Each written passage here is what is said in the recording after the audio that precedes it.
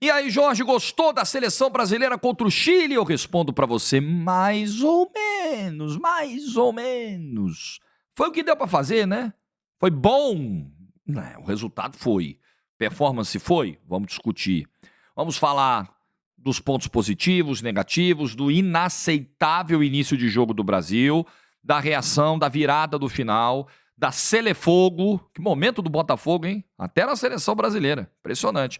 De quem foi mal, de novo. Temos que falar dessa história da plaquinha lá do Rodrigo, Abner, não vou sair, né? Tem muita coisa pra gente discutir. Aliviou a pressão em cima do Dorival? O quanto aliviou a pressão? Like no vídeo, se inscreva, ative o sininho, rumo a 250 mil inscritos por aqui. Não para de chegar gente no canal, fico muito feliz. Obrigado, bem-vindos, bem-vindas. 2 recados rápidos. Tô deixando na descrição do vídeo de hoje o link da minha participação no Charla Podcast. Obrigado ao Cantarelli, sou fã. Obrigado ao Betão, sou fã dos dois. Tô sempre ouvindo as narrações do Cantarelli. Ontem conheci, a gente bateu um papo muito legal, falando sobre rádio, o começo do Rádio do Rio. Meu começo é muito parecido, a minha história do início de carreira é muito semelhante com a do Cantarelli. Até o nosso descobridor foi o mesmo. Pô, e eu não sabia disso. Foi muito legal. Bate-papo legal. A galera geralmente assiste os podcasts depois, vai vendo 1 horinha, 40 minutos, depois vem mais meia hora. Quer ver a íntegra? Tá aqui na descrição, tá? Segundo recado, o QR Code da AG, porque a data FIFA continua, hoje tem Peru e Uruguai. Peru, próximo adversário do Brasil. É bom ficar de olho no Peru, né, gente? Porque o Brasil vai enfrentar na terça-feira em Brasília. Então, vejam o Peru de perto. Façam aí as suas fezinhas com responsabilidade, cotações na AG, as maiores cotações. Meu QR Code te direciona para o meu link. Com responsabilidade, você que tem mais de 18 anos de idade, ok? Bom, feitas as gracinhas, né? Feitos os anúncios sérios e as gracinhas junto, vamos falar do jogo. Não dá para uma seleção do porte da seleção brasileira, pressionada como a seleção brasileira entrou em Santiago, fazer o início de jogo que fez. É imperdoável. Sabe aquela coisa antiga, velha? Ih, os caras parecem que comeram a feijoada antes do jogo. Porra, parecia. Parecia mesmo. Aquela feijuca regada, bateram, repetiram o prato e foram pro jogo. Aí você pensa que, beleza, né? Você olha o início de jogo do Brasil, você fala, pô, é o líder da eliminatória com 10 pontos de vantagem, já tá classificado pra Copa, tá cumprindo tabela, entrou frouxo. Não. É o time que veio de derrota do Paraguai, pro Paraguai. Time que começou a noite atrás da Bolívia na classificação. O Brasil entrou em campo atrás da Bolívia, que tinha ganhado da Colômbia de tarde. Então é inaceitável encarar um Chile com a faca dos dentes, com um treinador pressionado, vindo de 3 derrotas, com o estádio lotado, 45 mil torcedores. No jogo anterior, metade do estádio estava vazia. Ontem os caras lotaram o estádio. É o Brasil, né, irmão? E aí o Brasil entra, não, tá tudo bem. Primeiro minuto de jogo, o Loyola cruza a bola, o Vargas tem 1,74 m, é desse tamaninho, pequenininho. Bola viaja, o Danilo, perdido. O Ederson vê um balão passar por cima da cabeça dele, não dá para um goleiro da qualidade do Ederson tomar esse gol. Embaixo do travessão. Gol do Vargas com 1 minuto. E era pra ter sido pior, tá? Porque não é que o Brasil tomou um gol com 1 minuto. Ih, galera, começou o jogo, vamos acordar. O Brasil continuou mal por mais 15, 20 minutos. Paquetá teve que fazer uma falta que gerou o 3º cartão amarelo pra ele, porque senão o camarada ia parar dentro da área. O Osório recupera uma bola de uma saída tenebrosa do Brasil e bate de fora da área, que se ela vai na gaveta, esquece que ela pega um efeito pra fora. Esquece, o Ederson não ia chegar. Saída de bola caótica, o André errando tudo. Depois do jogo, até o Dorival falou que o André sofreu uma pancada no último treino, isso pode explicar um pouco, mas era uma atuação terrível do André, ruim do Paquetá, de novo errando passes. O Magalhães, os caras do meio campo não conseguiam fazer a bola chegar, até porque o Chile também dava uma pressãozinha. O Chile não ficou na retranca depois do gol, não. Ele ainda ficou mais uns minutos fazendo uma pressão alta. E aí o Magalhães era o cara que tinha que ir lá pro meio campo, depois da linha central, pra tentar conectar essa bola com o Abner, ou abrir, né, tentar esticar uma bola pro Rodrigo, porque não tinha construção no meio campo. O Brasil completamente travado, perdido, errando tudo, desconectado, desligado do jogo, com um saco de cimento nas costas. Um horror o início de jogo do Brasil. Se o Brasil faz esse início de jogo contra uma seleção de maior qualidade, é que o Chile, vamos falar aqui na boa, o Chile é muito ruim. Assim, é um horror. Se tivesse rebaixamento na eliminatória, se de repente, sei lá, tivesse uma punição assim, se você for o último colocado da eliminatória, você fica fora das 2 Copas seguintes. O Chile tava ferrado. É uma seleção muito frágil. É bem pior que o Paraguai. Nós perdemos pro Paraguai e ganhamos do Chile. O Chile é bem pior que o Paraguai. Bem pior. Não tem nada, não tem material. Tem jogador pedindo para não ser convocado. Não, pelo amor de Deus, professor, não me leva não quero. Tem um jogador que entrou no segundo tempo, o Fragoso estava contando a história na transmissão, narrei o jogo lá no YouTube da TNT, como você sabe. Acho que era o Tapia. Enfim, um atacante que entrou no segundo tempo, que era do Colo-Colo, e a notícia que saiu na imprensa chilena, eu não sabia, o Fragoso tinha lido, é que esse camarada, quando recebeu a convocação, ele ficou na dúvida se ele aceitava ou não a convocação, porque o Colo-Colo tá brigando pelo título, e ele falou, pô, é mais importante aqui brigar pelo título do Colo-Colo, eu vou dar prioridade. Os caras tão, ó... Eu acho que não é nem necessariamente um desdém pela seleção, eu acho que tem cara fugindo do... Lá ele. Tem cara fugindo do pau na seleção chilena. Tem cara vendo a situação e falando, eu não vou não. Bom, o bicho tá pegando aí, vai sobrar pra mim. Eu acho que tá rolando isso lá. Enfim, pra essa seleção totalmente disfuncional hoje, que o Brasil se complicou no início do jogo. O Brasil tomou sufoco, passou perrengue no início do jogo. Aí a qualidade do Brasil vai começando a prevalecer à medida que a gestão da feijoada vai sendo feita, né?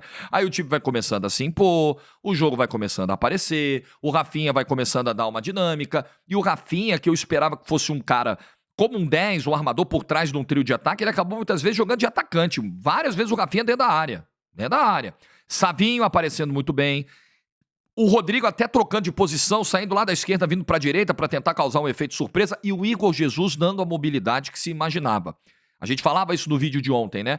Em termos de características, a escolha do Dorival fazia sentido.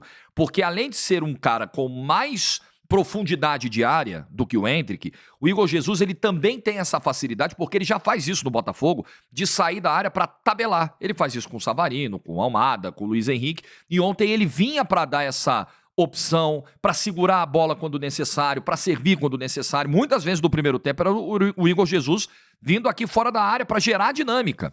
E aí o jogo do Brasil foi crescendo, o Brasil foi melhorando, o Chile foi ficando acuado, a posse de bola do Brasil foi aumentando, 65%, 70%, 75%, e no final do primeiro tempo, o Brasil já fazia por merecer o gol. E aí tem um lance do Chile no ataque, que o jogador do Chile cai na área cavando um pênalti de maneira ridícula, o Brasil sai no contra-ataque, o Savinho ganha uma disputa do Galdames no corpo, sem falta também. Gostei muito da arbitragem do Dario Herrera, foi muito bem pra mim nos critérios ontem. E aí o Savinho vai na linha de fundo e cruza pro Igor Jesus, que é o cara que também consegue fazer isso muito bem. De dar essa casquinha na área, de ganhar uma antecipação no alto, de ter essa presença como um camisa 9. Gostei muito do jogo do Igor Jesus no primeiro tempo. No segundo tempo, há uma queda de ritmo da seleção brasileira. O próprio Igor Jesus aparece muito menos no segundo tempo. O Savinho é muito menos. O Savinho vai participar do primeiro lance dele do segundo tempo aos 15 minutos. Na narração, eu falo o nome do Savinho pela primeira vez do segundo tempo nessa faixa aí. O Rodrigo foi da metade do segundo tempo em diante mostrando sinais evidentes de cansaço. Rafinha, a mesma coisa. E aí, as mudanças elas vão melhorando um pouco o fôlego e a combatividade do meio-campo, a saída de bola do Brasil. O Brasil continuou ganhando o meio-campo, principalmente depois que Bruno Guimarães entrou, Gerson entrou ganhando divididas, ganhando duelos físicos. O Guimarães melhorou a saída de bola do Brasil. E o Luiz Henrique, quando entrou lá pela direita, o Chile já tinha trocado o lateral, porque o Galdames estava com o amarelo, colocou o Morales, e aí o Luiz Henrique já entrou para fazer o enfrentamento com esse Morales, e o Luiz Henrique foi ganhando os enfrentamentos. Antes do gol ele já tinha ganhado pelo menos uns 2. Tem um lá que ele mete uma caneta e tudo, ele é puxado pelo Morales, é uma falta do chileno, o juiz inverte a falta e dá a falta do Luiz Henrique. Gostei dos critérios, mas esse tipo de árbitro... Muitas vezes ele deixa de marcar algumas coisas ou inverte, acontece. Mas no geral o Dario Herrera foi bem. Mas o Luiz Henrique estava ganhando os duelos. E estava sendo mais acionado, até porque ele tinha mais fôlego que o Rodrigo. O Rodrigo estava claramente desgastado, tá? E eu vou falar da história da plaquinha lá do Rodrigo e tal. E aí, assim, na individualidade, a coisa estava ficando ruim. Porque o tempo estava passando, o Brasil já não conseguia construir da mesma forma, com o mesmo volume, e uma individualidade é o que poderia resolver. E foi o que aconteceu com a individualidade do Luiz Henrique, chegando na ponta, ganhando o duelo, trazendo para dentro, clareando. Ninguém do Chile bloqueia o chute também. É uma seleção frágil, né? Muitos problemas. O Luiz Henrique consegue o espaço para finalizar no canto e virar o jogo. Pô, Jorge, então assim, o Brasil não mereceu ganhar? Eu acho que o Brasil lutou para ganhar o jogo. Se ele teve ideias claras o suficiente para ganhar o jogo, aí é uma outra discussão, eu acho que não teve. Não as teve. O Brasil não fez um jogo, eu não considero nem bom o jogo do Brasil. Muito bom, não foi, Bom também não foi. Não vou dizer que foi ruim, também não foi tão bom assim, já cantava o Lulu Santos. É bem Brasil ontem, tá? Assim caminha o Dorival. Com passos de formiga, no início do jogo sem vontade, depois teve vontade. Então o Brasil ganhou o jogo ali na vontade, na individualidade do Luiz Henrique. Eu repito, eu não acho que tem sacanagem, os caras jogam de má vontade na seleção. Nisso aí o Danilo tá certo, quando ele fala isso pro torcedor lá na Copa América. No conteúdo ele tá certo, na forma eu acho que não. Porque não é papel do capitão da seleção brasileira bater boca com o torcedor na arquibancada. Mas eu também não vejo isso. Eu vejo que falta trabalho.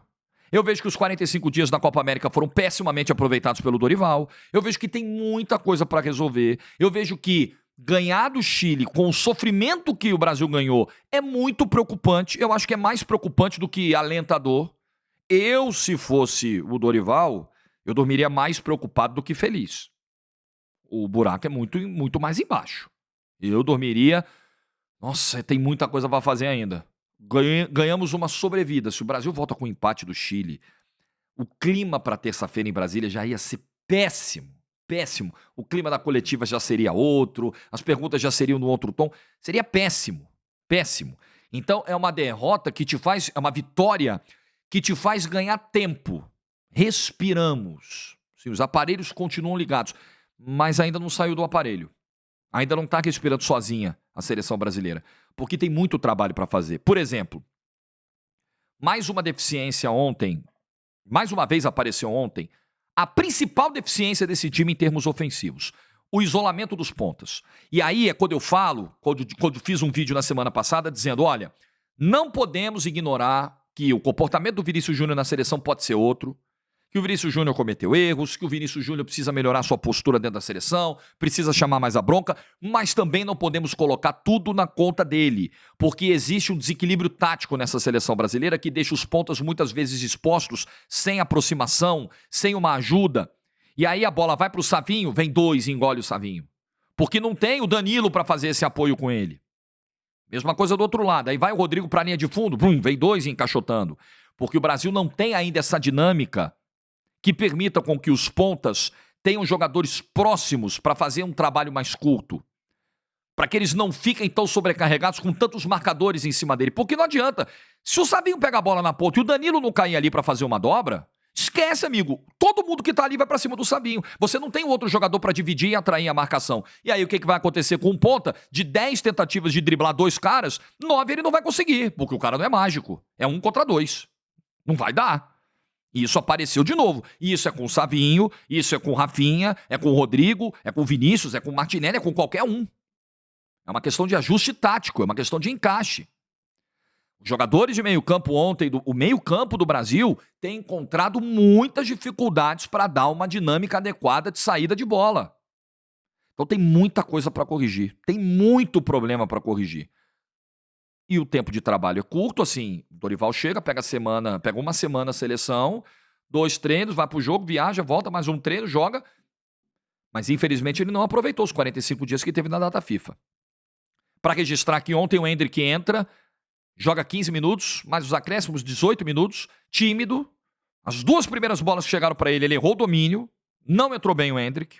É preciso ser justo e reconhecer, o Endrick não entrou bem. Até que ponto a confiança dele tá abalada, porque o Dorival vai lá e coloca o Igor Jesus, que em tese é uma terceira opção. A gente só vai saber perguntando pro Endrick. Mas claramente o Endrick não entrou bem ontem.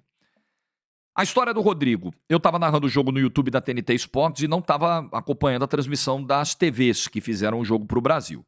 E aí nós ficamos sabendo que o Carlos Gil, repórter da TV Globo, informou, ele estava na beira do campo, informou que ao subir a plaquinha da entrada do Martinelli, o número que subiu para sair foi o número do Rodrigo, o número 10.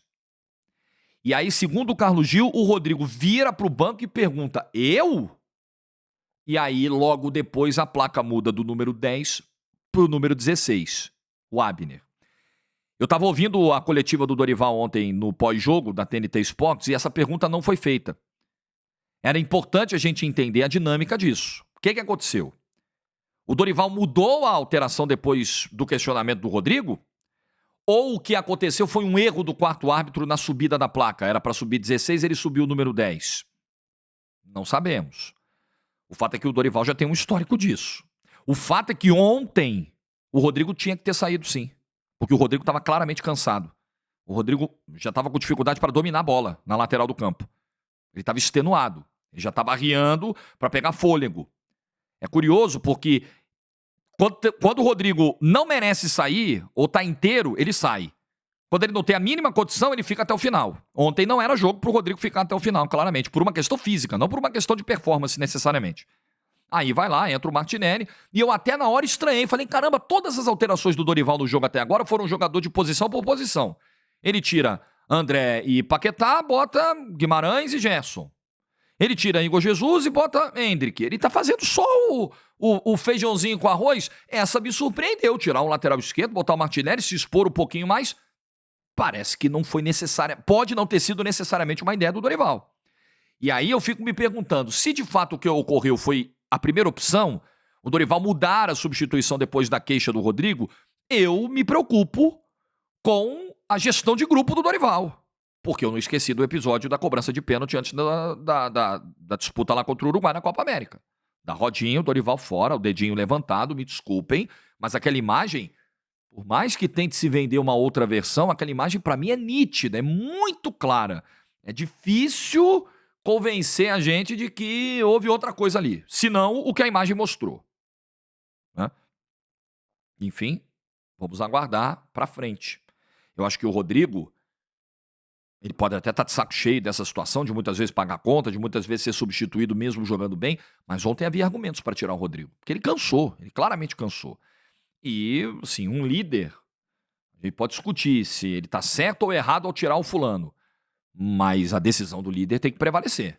Depois você discute no vestiário, depois você vai lá e lava a roupa suja com o cara. Ah, mas isso também mostra a ambição do cara de querer continuar no jogo, eu acho isso legal. O cara, quando é substituído e sai revoltado com a substituição, sai incomodado, eu acho virtuoso isso. O cara quer jogar. O cara tá afim. Mas isso não pode resvalar na insubordinação. Isso não pode ultrapassar essa linha. Virou insubordinação, aí temos um problema. Aí deixa de ser virtuoso para ser algo desrespeitoso. Então, assim, tô dizendo... Tô fazendo uma análise com os elementos que tenho, tá? O relato do Carlos Gil. E o Dorival não falou sobre isso na coletiva. Eu ouvi a coletiva e não teve essa pergunta ao Dorival. Então, pode ser que no momento que você esteja vendo o vídeo, a história já tenha sido esclarecida e tenha sido só um erro lá do quarto árbitro. Se foi isso, menos mal. Se não foi, eu acho problemático. Eu acho complicado. Enfim, acho que é isso, né? Em termos de análise, diminui a pressão muito pouco em cima do Dorival. Acho que o Brasil ainda tem muito, muito trabalho a fazer. Não concordo quando o Dorival fala de evolução do time, eu acho que isso não aconteceu ainda. O Brasil sofre para ganhar de uma seleção paupérrima, horrível. O Chile é uma seleção horrível. Assim, que dog dá dos caras. É horrível a seleção chilena. Tem nada. Tem um garoto, coitado, o Osório, de 20 anos, que joga na Dinamarca, que ainda é muita responsa para ele. Tem o Vargas, velho de guerra. O goleiro dos caras tava se borrando de medo, o Cortez. Tinha horas que a TV mostrava lá, ele, uma cara assim apavorada, saídas inseguras pelo alto. Assim, o time é triste de ver. E o Brasil, cortou um dobrado, mas pelo menos ganhou. Vamos ver para terça-feira, o que dá para evoluir para terça-feira. O Paquetá tá fora do jogo de terça. Acho um reforço, acho oportuna para o Brasil a suspensão do Paquetá pelo terceiro cartão amarelo. Paquetá de novo ontem errando passes, acho que contra o Paraguai ele fez uma atuação pior que a de ontem. A de ontem não foi tão ruim quanto a de Assunção, mas longe de ter sido boa. O Paquetá está empilhando atuações ruins com a camisa da seleção brasileira. Então, nesse momento, a entrada do Bruno Guimarães ou qualquer outra alternativa é importante testar algo diferente, porque o Bruno Guimarães perdeu a vaga do time merecidamente pelo jogo que fez em Assunção. E o Paquetá, ele não vai ficar fora do time por opção do Dorival, mas vai ser bom pro Brasil, né? O Paquetá não está justificando também a titularidade hoje com a camisa da seleção brasileira. Danilo pela direita, quando eu falava do problema dos pontas que recebem isolados, o ponta que joga pelo lado do Danilo sofre duplamente. Porque o Abner ainda é um jogador que tenta chegar na linha de fundo, o Abner chegou na entrada da área, tentou finalização, ele ainda passa, o Danilo não avança.